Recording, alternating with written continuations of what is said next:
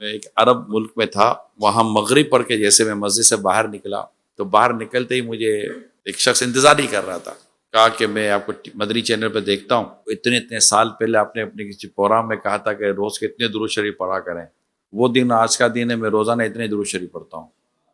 مجھے اتنی خوشی ہوئی تھی، وہ ایک کہتا ہے نا کہ ایک آپ کو حوصلہ افزائی جس کو کہتے، یہ بھی ایک ہماری حوصلہ افزائی ہوتی ہے کہ یار آپ نے وہ کہا تھا اور یہ ہم کر رہے ہیں۔ انگلی میں چھوٹا سا کاؤنٹر آ جائے گا، ڈیجیٹل کاؤنٹر۔ اس کا میں نے ایک فائدہ یہ دیکھا ہے، جو پرسنلی ذاتی طور پر فائدہ دیکھا یہ کہ اگر یہ آپ کی فنگر میں ہے تو آپ کو درود پاک کی طرف وہ توجہ دلاتا رہے گا۔ ایک مشاہدے اور تجربے کی بات ہے، آپ کے سامنے سادہ کاغذ اور ایک ہاتھ میں قلم ہو، نہ بھی لکھنے کا یاد ہو تو آدمی لائنیں کھینچتا رہتا ہے۔ یہ ایک بچوں والی چیزیں، لیکن بڑوں میں بھی یہ آ جاتی ہے۔ تسبیح ہاتھ میں ہو، کاؤنٹر ہاتھ میں ہو نا، تو دیکھا گیا ہے، یہ مشاہدہ بھی ہے، تجربہ بھی ہے کہ آپ 1000 1200 2000 2500 3000 درود پاک ہو جائیں گے انشاءاللہ۔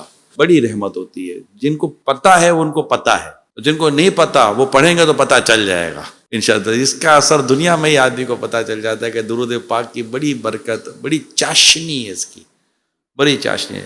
غموں نے تم کو جو گھیرا ہے تو درود پڑھو، جو حاضری کی تمنا ہے تو درود پڑھو۔